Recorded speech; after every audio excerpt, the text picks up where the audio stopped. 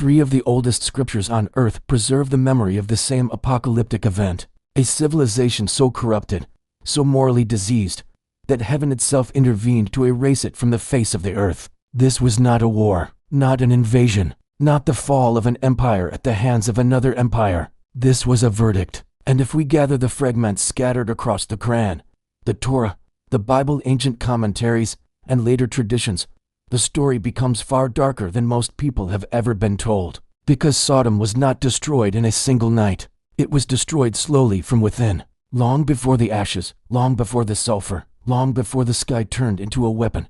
The Valley of Sodom was one of the most prosperous lands in the ancient world. It was a paradise between mountains. Water moved through the earth in silver ribbons. The soil was fertile. Gardens flourished. Fruit grew in abundance. Trade caravans crossed the valley carrying incense, copper, cloth, oil, spices, and gold. In a brutal world of deserts, tribes, and uncertain roads, such a place felt blessed. And in the beginning, the people of the valley were known for something sacred: hospitality. A traveler arriving at the gate was not supposed to be feared. He was to be fed, protected, welcomed, sheltered from the road. In the ancient world, hospitality was more than kindness. It was law. It was honor. It was civilization itself. But prosperity has its own poison. And little by little something changed. The richer the valley became, the more its people feared losing what they had. Wealth turned into anxiety. Anxiety turned into suspicion. Suspicion turned into greed. The gates of the city no longer opened as easily. Strangers no longer looked like guests. They looked like threats. What if they stayed? What if they took? What if they returned with others? What if the abundance of the valley had to be shared? And so the first corruption of Sodom was not fire, not lust, not violence. It was the corruption of the heart. The moment generosity became calculation. The moment hospitality became inconvenience. The moment the weak stopped being human and started being a burden. Ancient traditions, preserved in later commentary, describe a society that slowly began to protect its luxury by closing itself off from the suffering of others. Travelers were no longer welcomed. They were watched, then humiliated, then hunted. And in that moral crack, something darker entered. According to later narrations, preserved in Islamic tradition, the fall of Sodom did not accelerate by chance. It was guided. One evening, at the gates of the city, a stranger appeared. Not a monster, not a beast, not a creature with horns and claws, but a young man of disturbing beauty. His face was perfect. His voice was soft. His presence was magnetic, and his calm was unnatural. The guards stopped him. In some narrations, they intended to strike him down, to make an example of another outsider. But the stranger did not beg. He did not flee. He spoke, and with a whisper, he planted an idea. A new form of humiliation. A new weapon against travelers. A way to dominate the outsider, not merely by rejecting him, but by breaking him. What began as cruelty toward strangers became something else. Something addictive. Something degrading. Something that fused violence, humiliation, and desire into one ritual of power. And once a society discovers pleasure in cruelty, corruption spreads fast. At first, it was done to outsiders, to travelers with no protection, to men passing through the valley, to those who could be attacked without consequence. But evil never stays contained. What begins at the edge of society eventually reaches the center. The people of Sodom repeated the act, then normalized it, then defended it, then celebrated it. Cruelty became custom. Custom became identity. Identity became law. And then the corruption spread inward. No one respected boundaries anymore. No one honored shame. No one protected weakness. No one feared God. No one feared judgment. The Quran describes a people committing obscenity openly, in their gatherings, without concealment, without shame. But the sexual corruption was only the surface. Beneath it lay something more rotten: the death of empathy, the death of restraint, the death of the soul of a civilization. Sodom had become a place where vice was public, cruelty was entertainment, and the weak existed only to be consumed. By then, Sodom no longer felt like a city. It felt like a wound. Its people moved as if driven by something darker than appetite, as if they had been hollowed out from the inside, as if shame itself had fled the valley. This is where many later retellings become almost demonic in tone, not because the people literally became demons, but because they no longer behaved like human beings under conscience. They behaved like a collective possession, a society drunk on domination, a population feeding on degradation, a culture that had made rebellion into identity. The poor were not pitied. The traveler was not protected. The righteous were mocked. The warning voice was hated. And when a civilization begins punishing purity, its destruction has already begun. That was the world in which Lot lived. Unlike the rest of the city, Lot lived differently. He lived there with his family, not as a man of the crowd, but as a witness against it. In Islamic tradition, he is a prophet sent to warn a people who had crossed a boundary no people before them had crossed. He called them back to what was pure, back to restraint, back to dignity, back to the created order, back to reverence, back to mercy. But the people did not merely ignore him. They despised him. Why? Because a corrupt society does not hate silence most. It hates the mirror, and Lot was a mirror. He reminded them of what they had become. So they said, "Expel them from your city. These are people who want to remain pure." That line is one of the darkest in the whole story, because it reveals the final sickness of Sodom. Purity had become offensive, righteousness had become intolerable, and truth itself had become the enemy. But before the final night, there was one more meeting in the desert. Before the destruction of the cities, the heavens sent messengers first to Ibrahim.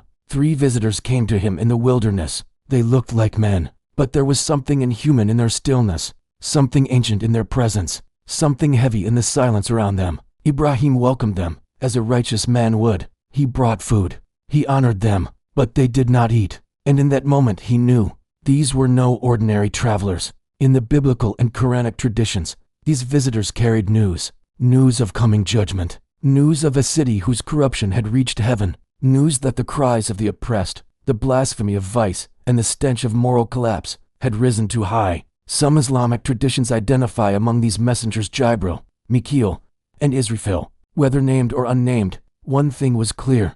They had not come merely to observe. They had come to deliver the verdict. And from Ibrahim, they traveled toward the valley of Lut, toward the city that no longer knew how close it was to extinction. When the messengers entered Sodom, they came in human form, beautiful, unusually beautiful. And Lot saw them, and immediately feared for them, not because they were weak, but because he knew his people. He knew what the city had become. He knew what beauty awakened in a place without conscience. He knew how quickly the smell of corruption could spread through the streets. So he took them into his house, quickly, carefully, urgently. For any righteous city, they would have been guests, but Sodom was no longer righteous. And inside that house, another danger remained. Lot's wife. According to later traditional narrations, she did not truly belong to the faith or moral purity of her husband. Her heart remained tied to the city, to its people, to its corruption. She saw the 2 visitors. She saw their extraordinary beauty. And in those narrations, she went out and told the people. Some versions say by word, others by signal. But the result was the same. The city found out. 2 strangers had arrived, and they were beautiful. The trap had been sprung. The rumor spread through Sodom like fire through oil. 2 strangers, at Lot's house. Young, beautiful, untouched. And the city moved. From every alley, every market, every courtyard, every roof-shadowed street, men poured toward the house like a wave. Not a few, not a gang, a population, a whole city answering the same dark call. This is the terrifying part of the story. Not that evil existed in Sodom, but that evil had become unanimous. The people did not gather as individuals.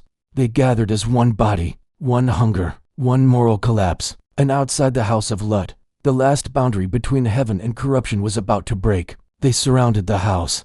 They shouted, pounded the door, demanded the visitors. Lot stepped outside and faced them. One man against a city. He begged them to remember God, to remember honor, to remember restraint, to remember that a guest was sacred. He pleaded with them not to disgrace him before those under his protection. And in one of the most desperate moments in all sacred narrative, he offered his daughters in lawful marriage, trying to pull the crowd back toward what was pure, honorable, and natural. But Sodom no longer recognized those words, because corruption had gone too far. The people did not want law. They did not want purity. They did not want restraint. They wanted profanation. They wanted to drag the sacred into the filth they had become. And the crowd pressed harder. The door trembled. The house shook. And the final proof was complete. Sodom could not be saved. Then the visitors spoke, and everything changed. They were not ordinary men. They were messengers from God. Lot had not been protecting travelers. He had been protecting heaven's own witnesses. And with a force not born of this world, the messengers struck the attackers with blindness. A burst of impossible light. The mob screamed. Fell. clawed at the walls, reached blindly through dust and terror. Yet even then, even blinded, they kept groping for the door. That detail is terrifying, because it reveals the final truth about Sodom. Even when judgment had already begun, they still did not repent.